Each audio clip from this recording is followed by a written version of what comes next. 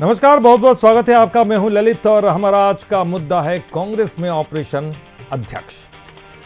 छत्तीसगढ़ कांग्रेस में प्रदेश अध्यक्ष की कुर्सी पर सस्पेंस लगातार बढ़ता जा रहा है। 12 जुलाई को दीपक बैज का कार्यकाल पूरा हो रहा है और इसी के साथ शुरू हो गया है ऑपरेशन अध्यक्ष भी।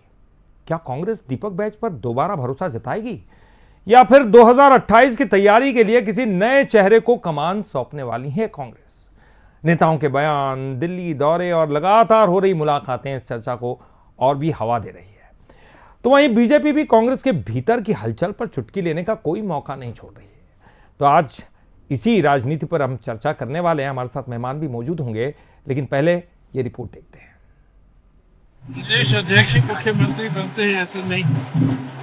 प्रदेश अध्यक्ष के संदर्भ में चर्चाएं देश भर में चल रही है, विभिन्न राज्यों में, तो स्वाभाविक है कि छत्तीसगढ़ के संदर्भ में भी प्रश्न अब आने वाले समय में निकट हफ्ते 2 हफ्ते में स्थिति स्पष्ट हो जाएगी। हमारे यहाँ तो अभी ट्रेनिंग प्रोग्राम सब 20 जून से, मुझे नहीं लगता उसके पहले।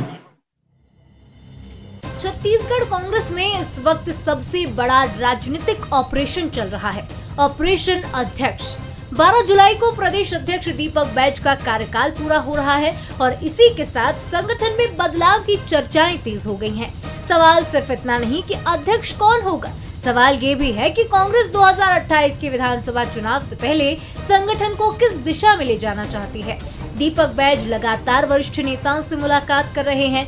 दिल्ली से लेकर रायपुर तक बैठकों और चर्चाओं का दौर जारी है। इसी बीच पूर्व डिप्टी सीएम टीएस सिंहदेव ने साफ कह दिया कि कई राज्यों में संगठनात्मक बदलाव की चर्चा चल रही है और छत्तीसगढ़ भी उससे अलग नहीं है। उन्होंने संकेत दिया कि 1 से 2 हफ्तों में तस्वीर साफ हो सकती है। सिंहदेव के इस बयान को नेता प्रतिपक्ष चरणदास महंत ने भी बल दिया। महंत ने माना कि 5 राज्यों के चुनाव को देखते हुए कांग्रेस संगठन में बदलाव संभव है। हालांकि उन्होंने दीपक बैज की वापसी की संभावना को भी खारिज नहीं किया। जहाँ जहाँ चुनाव होने वाले हैं 4-5 राज्यों में, उनमें बदलने की पूरी संभावना है, क्योंकि 2-2.5 साल हो जाते हैं तो नए लोगों के साथ चुनाव किए जाए। यहाँ के बारे में भी चर्चा है। ये संभावना ये भी है कि वो बने रहे, संभावना ये भी है कि बदल दिए जाए। अभी बेहतर काम चल रहा है पार्टी का, संगठन मजबूती रूप से काम करे। इसी का नतीजा है, आप देख लीजिए। अभी 4 नगर पंचायत का आम चुनाव में 2 में कांग्रेस जीती। पार्षदों का उपचुनाव देख लीजिए, बस्तर से लेकर बिलासपुर तक कांग्रेस जीती। तो अब जनता का मोह भंग हो चुका है सरकार से और कांग्रेस मजबूती के साथ लड़ रही है। उसी का नतीजा है, पुनः फिर भरोसा छत्तीसगढ़ की जनता कांग्रेस पे कर रही है। कांग्रेस में अध्यक्ष पद को लेकर आधिकारिक तौर पर भले ही कोई घोषणा न हुई हो, लेकिन राजनीतिक संकेत बता रहे हैं कि संगठन के भीतर मंथन जरूर चल रहा है। सवाल ये भी है कि क्या कांग्रेस 2023 की हार के बाद संगठनात्मक रीसेट की तैयारी कर रही है या फिर नेतृत्व में निरंतरता बनाए रखना चाहती है। उधर कांग्रेस के भीतर की इस हलचल पर बीजेपी पूरी तरह हमलावर हो गए। कैबिनेट मंत्री श्याम बिहारी जायसवाल ने तंज कसते हुए कह दिया कि कांग्रेस का अध्यक्ष विवाद अब पूरे प्रदेश में चर्चा का विषय बन चुका है। उनके मुताबिक कांग्रेस में मतभेद कोई नई बात नहीं है। वहीं मुख्यमंत्री विष्णुदेव साय ने भी कांग्रेस पर निशाना साधते हुए कह दिया कि चेहरा बदलने से जनता का फैसला नहीं बदलेगा और कांग्रेस जनता का भरोसा खो चुकी है। कुछ भी कर लें, कांग्रेस देश की जनता का विश्वास खो चुकी है और वो सिकुड़ते जा रही है, क्योंकि ये लोग हमेशा ठगने का काम करते हैं। इनके कथनी और करनी में बहुत अंतर होता है, ज़मीन और आसमान का फर्क होता है। छत्तीसगढ़ में भी 2018 में बहुत बड़ा जनादेश यहाँ की जनता ने दी थी। 70 सीट तक ये लोग पहुँचे थे, लेकिन 5 साल तक खाली छत्तीसगढ़ की जनता को ठगने का काम किए, लूटने का काम किए। देखिए, कांग्रेस का ये प्रदेश अध्यक्ष वाला मामला पिछले 3 सालों से पूरे प्रदेश में घूम रहा है और अब ये बोरिंग चैप्टर हो चुका है। जब से मैं होश संभाला हूँ और आप लोग भी होश संभाले होंगे, तब से देख रहे होंगे कि इनकी आपसी गुटबाजी सदैव से रहती है, इनकी परंपरा में है, इनके संस्कार में है। वही उभर कर आता है जब जब ऐसे कोई निर्णय होते हैं। तो यानी कांग्रेस में फिलहाल चुनाव नहीं हो रहा, लेकिन अध्यक्ष पद को लेकर सियासी मुकाबले जैसा माहौल जरूर बन गया है। टीएस सिंहदेव बदलाव की संभावना जता रहे हैं। चरणदास महंत विकल्प खुले होने की बात कर रहे हैं और दीपक बैज सब कुछ सामान्य बता रहे हैं। ऐसे में ऑपरेशन अध्यक्ष का अगला चरण क्या होगा, इसका जवाब दिल्ली दरबार के पास है। अब देखना ये है कि कांग्रेस संगठन में नया चेहरा सामने आता है या फिर दीपक बैज को ही दूसरी पारी का मौका मिलता है, क्योंकि प्रदेश अध्यक्ष का फैसला सिर्फ एक कुर्सी का नहीं बल्कि 2028 की रणनीति का भी संकेत माना जाएगा। शिखर देवांगन, बंसल न्यूज, रायपुर। तो निश्चित तौर पर 2028 का चुनाव वो सबके सामने, आंखों के सामने, और वो किस तरह से उस वहाँ लड़ना है और उसको लेकर क्या रणनीति बनानी है, ये पार्टियां ज़रूर सोचती हैं। सरकार यानी कि बीजेपी भी अपनी तरफ से सोच रही होगी, कांग्रेस भी सोच रही है, लेकिन ये जो सुबुगाहट जो कांग्रेस के भीतर से सुनाई दे रही है, क्या कुछ गड़बड़ है, कुछ चेंज की बातें हो रही है? क्योंकि चर्चाएं तो हैं, अब उसको लेकर आप ये नहीं कह सकते धुआं है यानी आग लग रही है, कुछ ना कुछ तो हो रहा है। अब वो क्या हो रहा है ये कांग्रेस बेहतर जानती है, बीजेपी जरूर चुटकी ले रही होगी, लेकिन कांग्रेस के भीतर मंथन का दौर जरूर चल रहा होगा। हालांकि जो बाबा है वो उन्होंने हाँ नहीं कहा है, तो उन्होंने मना भी नहीं किया, इनकार भी नहीं किया, और इसी बात को लेकर फिर सियासी हलकों में चर्चाओं का दौर चल पड़ा है। अब इसी पर हम चर्चा करने वाले, हमारे साथ मेहमान भी होंगे, लेकिन पहले बंसल न्यूज के कुछ सुलगते सवाल। तो क्या ऑपरेशन अध्यक्ष से गुटीय संतुलन बनाकर कांग्रेस 2028 से पहले मजबूत होगी? सवाल यह भी कि क्या नए पीसीसी से कांग्रेस 2028 के लिए सियासी समीकरण साधना चाहेगी, यह कोशिश कर रही हो?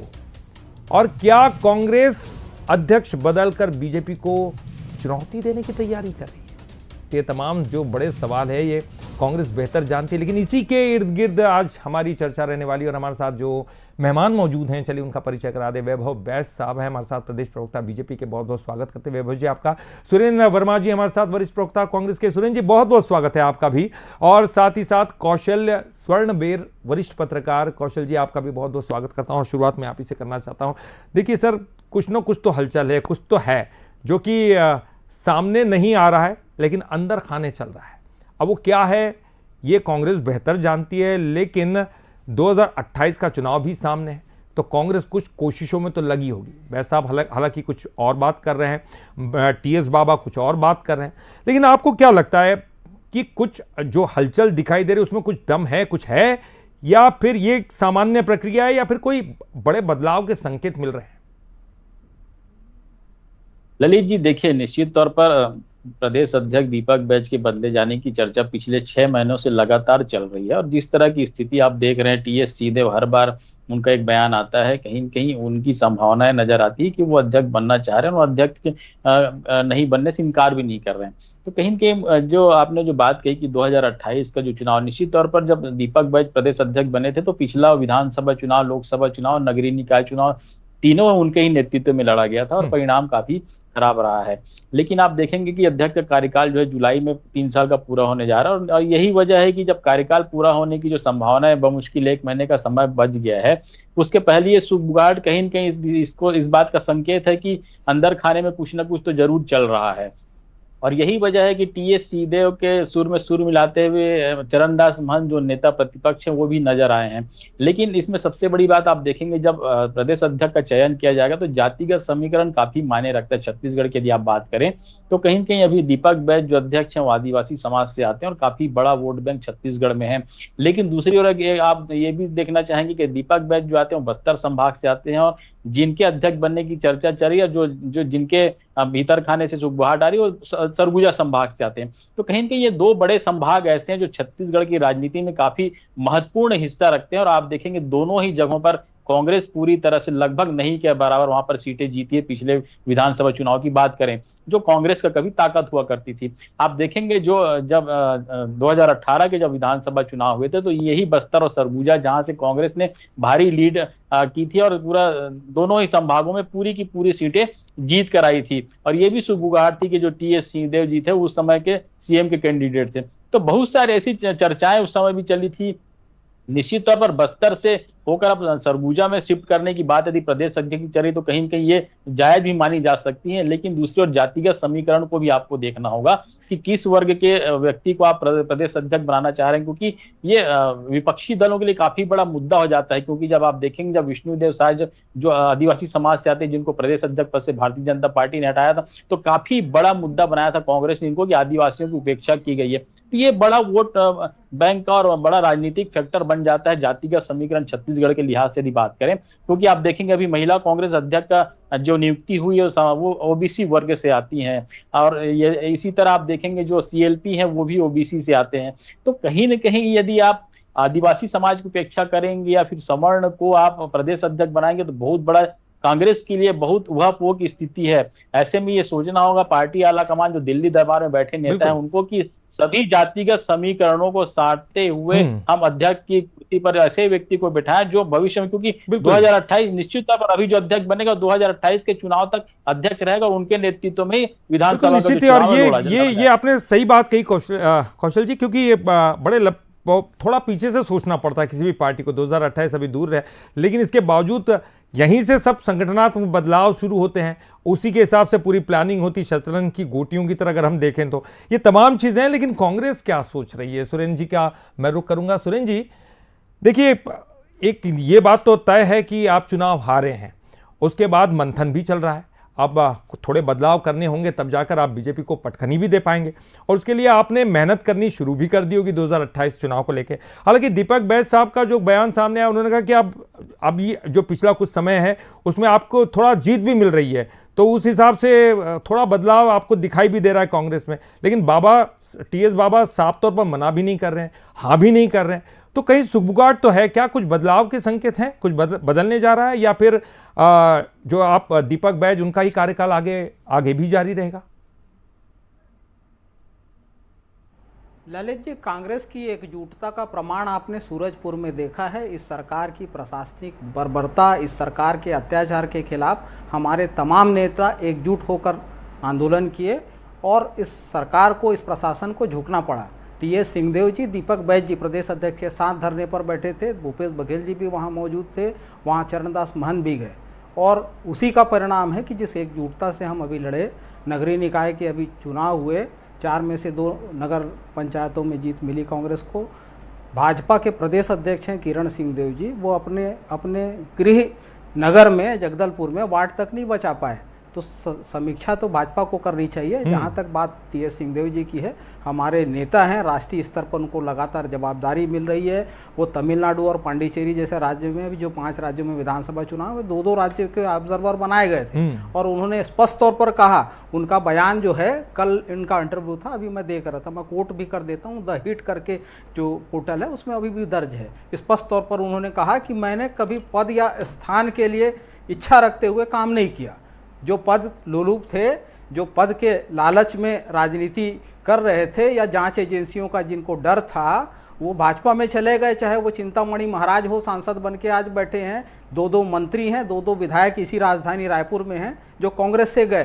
तो हमारे नेताओं के संदर्भ में ऐसे काल्पनिक अनर्गल बातें करके सस्पेंस की बात न कहें। स्पष्ट तौर पर टीएस सिंहदेव जी ने कहा ना कि जिन राज्यों में चुनाव है, अभी तो छत्तीसगढ़ में चुनाव नहीं है, दिसंबर 2028 आने में जो है अभी 2.5 साल हैं। तो ललित जी, जिन राज्यों में चुनाव है वहां संभावित है, परिवर्तन की संभावना है, वो उन्होंने कहा। उन्होंने ये बिल्कुल नहीं कहा कि छत्तीसगढ़ में। निश्चित तौर पर अभी दीपक बैज जी का कार्यकाल बाकी है।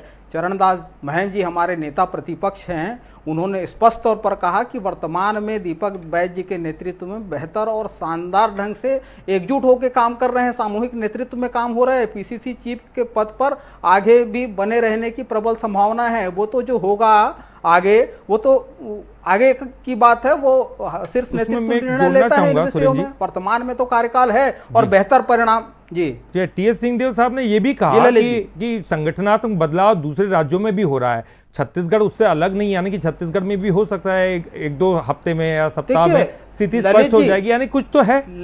हाँ जी ललित जी, जी जी, देखिए, परिवर्तन ही स्थायी है। राजनीति में समय समय पर जो है भूमिका और जिम्मेदारी मिलते रहती है।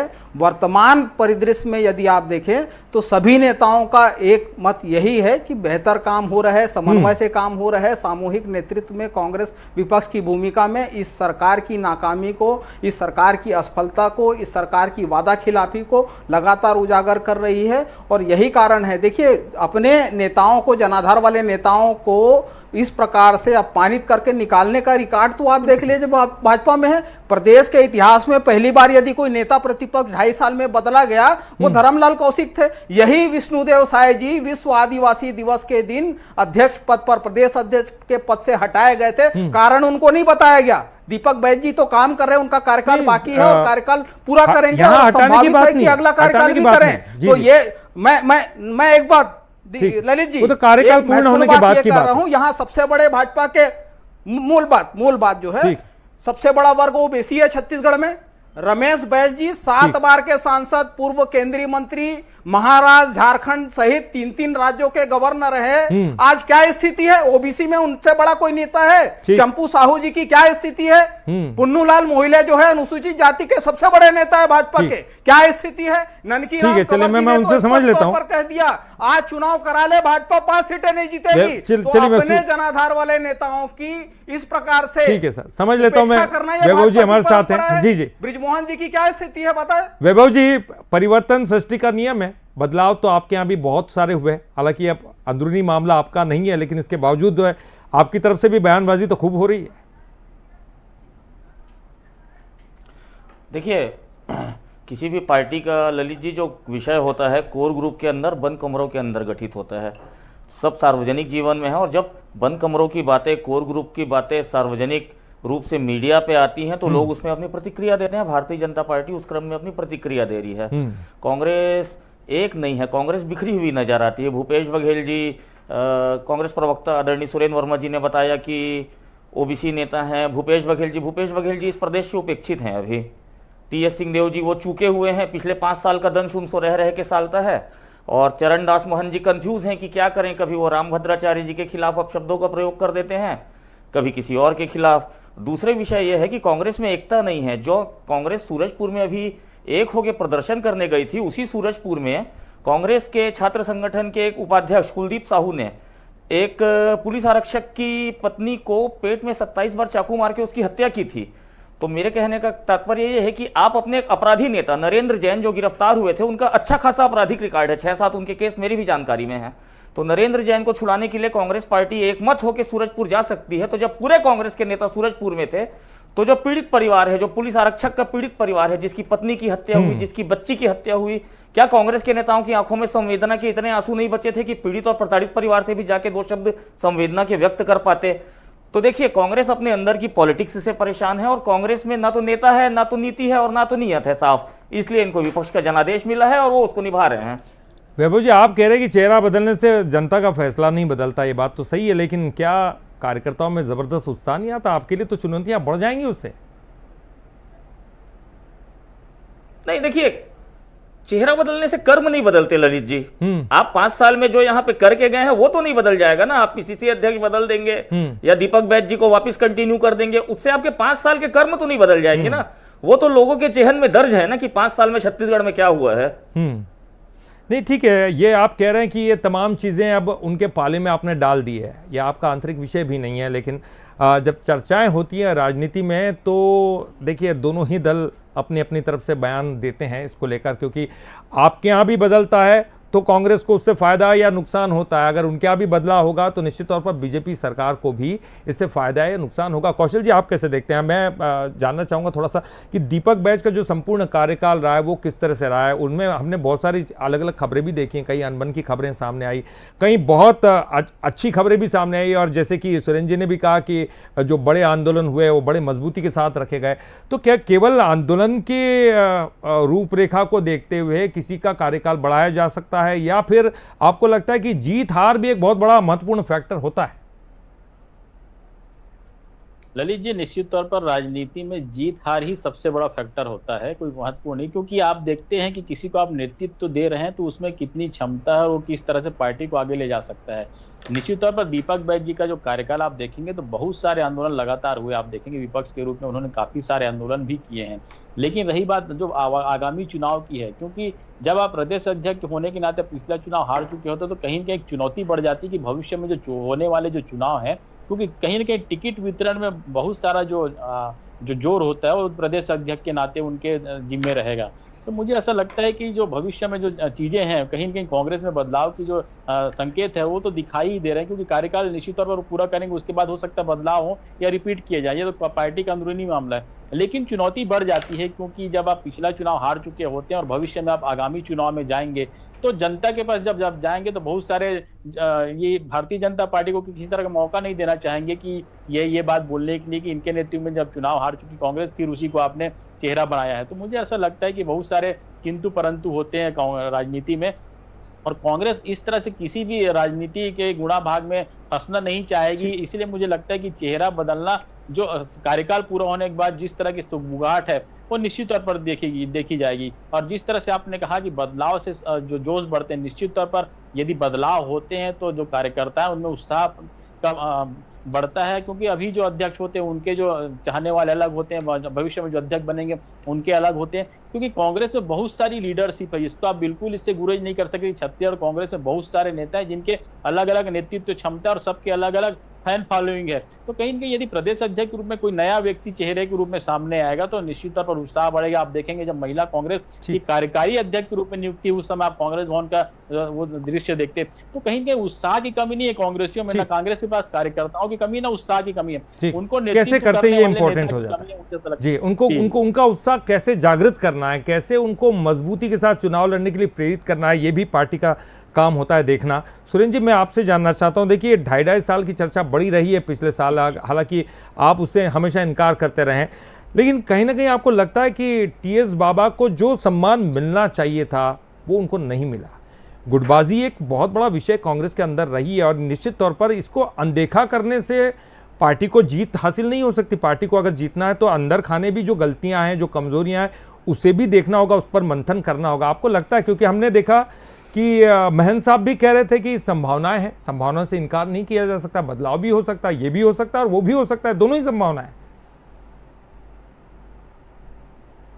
ललित जी, इसमें कोई संदेह नहीं है कि दीपक बैज जी का जो कार्यकाल है वो कार्यकर्ताओं के लिए उत्साह भरा रहा। वो अनेकों पदयात्रा किए, चाहे वो गिरोधपुरी से लेकर रायपुर तक हो, चाहे नगरनार को बचाने के लिए बस्तर में हो, इंद्रावती नदी के संरक्षण के लिए, चाहे सरगुजा संभाग में हसदेव का आंदोलन हो, लगातार उन्होंने पदयात्रा की और उनके साथ में जो है कार्यकर्ता उत्साह के साथ जुटे रहे।